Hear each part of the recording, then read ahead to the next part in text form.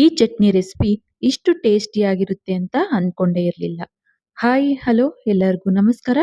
ಜ್ಯೋತಿ ಪಾಕಶಾಲೆಗೆ ತಮ್ಮೆಲ್ಲರಿಗೂ ಸ್ವಾಗತ. ಹೊಸದಾಗಿ ನಮ್ಮ ಕುಕಿಂಗ್ ವಿಡಿಯೋಸ್ ನೋಡ್ತಿದ್ದಲ್ಲಿ ಪ್ಲೀಸ್ ಸಬ್ಸ್ಕ್ರೈಬ್ ಮಾಡ್ಕೊಳ್ಳಿ. ಈ ರೆಸಿಪಿ ಇಷ್ಟ ಆದಲ್ಲಿ ಒಂದು ಲೈಕ್ ಮಾಡಿ. ಇಂದಿನ ವಿಡಿಯೋದಲ್ಲಿ ನಾನು ಸಿಂಪಲ್ ಆಗಿರುವಂತಹ ರುಚಿಕರವಾಗಿರುವಂತಹ ಬೆಂಡೆಕಾಯಿ ಚಟ್ನಿ ರೆಸಿಪಿ ಮಾಡುವ ವಿಧಾನ ಶೇರ್ ಮಾಡ್ಕೊಳ್ತಾ ಇದ್ದೇನೆ. ತುಂಬಾನೇ ಸಿಂಪಲ್ ಆಗಿ ಮಾಡಿದ್ರು ತುಂಬಾನೇ ಟೇಸ್ಟಿಯಾಗಿರುತ್ತೆ ಈ ಚಟ್ನಿ ರೆಸಿಪಿ. ಮುದ್ದೆ, ಅನ್ನ, ಚಪಾತಿ ಯಾವುದರ ಕಾಂಬಿನೇಷನ್ ಆದ್ರೂ ಈ ಚಟ್ನಿ ಅಂತೂ ಸೂಪರ್ ಟೇಸ್ಟಿಯಾಗಿರುತ್ತೆ.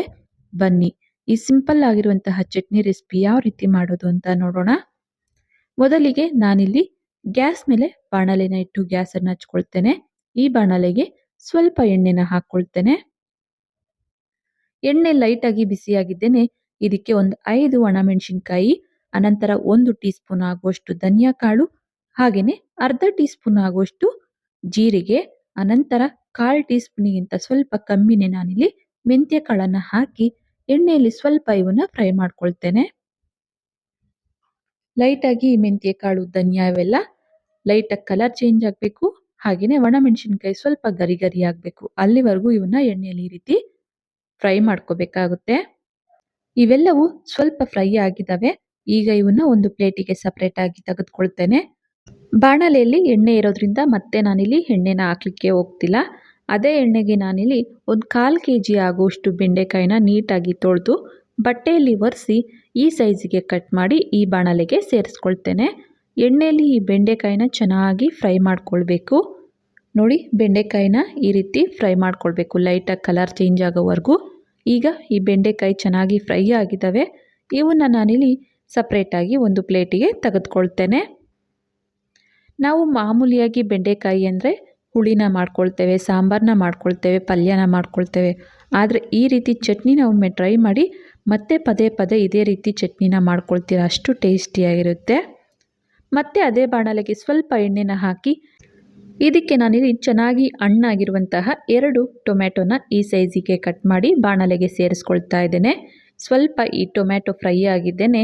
ಇದಕ್ಕೆ ಹುಳಿಗೆ ಅಂತ ಹುಣಸೆ ಹಣ್ಣನ್ನು ಸೇರಿಸಿ ನೋಡಿ, ಟೊಮ್ಯಾಟೊ ಈ ರೀತಿ ಒಂದು ಅರ್ಧ ಭಾಗದಷ್ಟು ಬೇಯೋವರೆಗೂ ಬೇಯಿಸ್ಕೊಳ್ತೇನೆ. ಈ ಟೊಮ್ಯಾಟೊ ಬೆಂದಿದ್ದಾವೆ. ಈಗ ಗ್ಯಾಸನ್ನು ಆಫ್ ಮಾಡಿ ಫುಲ್ ತಣ್ಣಗಾಗಲಿಕ್ಕೆ ಬಿಡ್ತೇನೆ. ಅನಂತರ ನಾನಿಲ್ಲಿ ಈ ಚಟ್ನಿನ ಈ ರೀತಿ ಕುಟಾಣಿಯಲ್ಲಿ ಮಾಡ್ಕೊಳ್ತಾ ಇದ್ದೇನೆ. ಈ ರೀತಿ ಕುಟಾಣಿ ಇಲ್ಲ ಅಂದಲ್ಲಿ ಚಿಕ್ಕ ಮಿಕ್ಸಿ ಜಾರಲ್ಲಿ ನಾವು ಪಲ್ಸ್ ಮೋಡಲ್ಲಿ ಆನ್ ಆ್ಯಂಡ್ ಆಫ್ ಮಾಡ್ತಾ ಈ ಚಟ್ನಿನ ಮಾಡ್ಕೊಳ್ಬೋದು. ಮೊದಲಿಗೆ ನಾವು ಫ್ರೈ ಮಾಡಿರುವಂತಹ ಒಣಮೆಣಸಿನ್ಕಾಯಿ, ಧನಿಯಾ ಮಿಶ್ರಣನ ಈ ಕುಟಾಣಿಗೆ ಹಾಕ್ಕೊಳ್ತೇನೆ. ಅನಂತರ ಒಂದು 1/4 ಟೀ ಸ್ಪೂನ್ ಆಗುವಷ್ಟು ಸಾಸಿವೆ, ಅನಂತರ ರುಚಿಗೆ ಬೇಕಾಗುವಷ್ಟು ಉಪ್ಪನ್ನು ಸೇರಿಸಿ ಇದನ್ನು ಈ ರೀತಿ ತರಿಯಾಗಿ ಕುಟ್ಟಬೇಕಾಗುತ್ತೆ. ನೋಡಿ, ಈ ರೀತಿ ಸ್ವಲ್ಪ ಇದನ್ನು ತರಿಯಾಗಿ ಕುಟ್ಟಿದ್ದಾಗಿದೆ. ಈಗ ಇದಕ್ಕೆ 8ರಿಂದ 10 ಎಸಲಾಗುವಷ್ಟು ಬೆಳ್ಳುಳ್ಳಿನ ಸೇರಿಸ್ಕೊಳ್ತೇನೆ.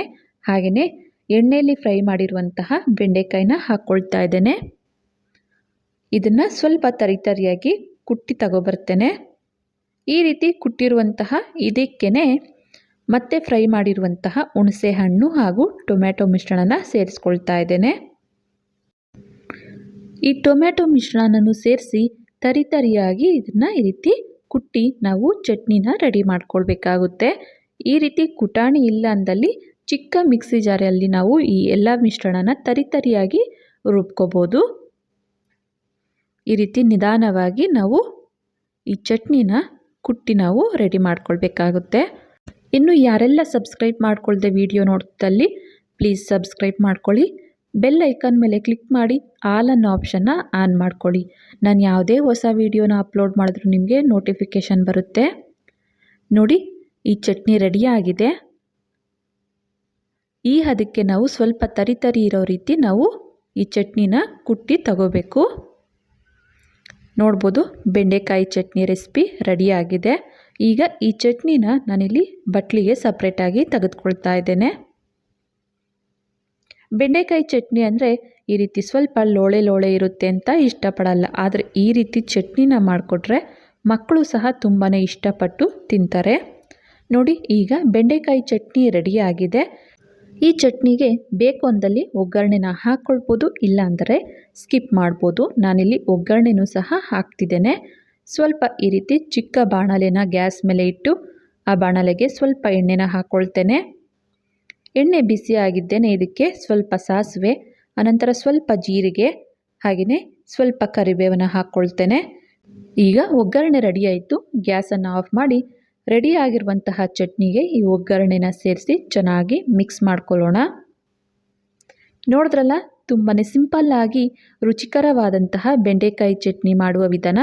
ಈ ಚಟ್ನಿ ಅಂತೂ ಮುದ್ದೆ, ಚಪಾತಿ, ಅನ್ನಕ್ಕೆ ತುಂಬಾ ಟೇಸ್ಟಿಯಾಗಿರುತ್ತೆ. ಈ ಚಟ್ನಿ ರೆಸಿಪಿ ನಿಮಗೆ ಇಷ್ಟ ಆಗಿದೆ ಅಂದ್ಕೊಳ್ತೇನೆ. ಇಷ್ಟ ಆದಲ್ಲಿ ಈ ವಿಡಿಯೋಗೊಂದು ಲೈಕ್ ಮಾಡಿ, ಕಮೆಂಟ್ ಮಾಡಿ, ಶೇರ್ ಮಾಡಿ. ಇನ್ನು ಯಾರೆಲ್ಲ ಸಬ್ಸ್ಕ್ರೈಬ್ ಮಾಡ್ಕೊಳ್ದೆ ವಿಡಿಯೋ ನೋಡ್ತಿದ್ದಲ್ಲಿ ಪ್ಲೀಸ್ ಸಬ್ಸ್ಕ್ರೈಬ್ ಮಾಡ್ಕೊಳ್ಳಿ. ಧನ್ಯವಾದಗಳು.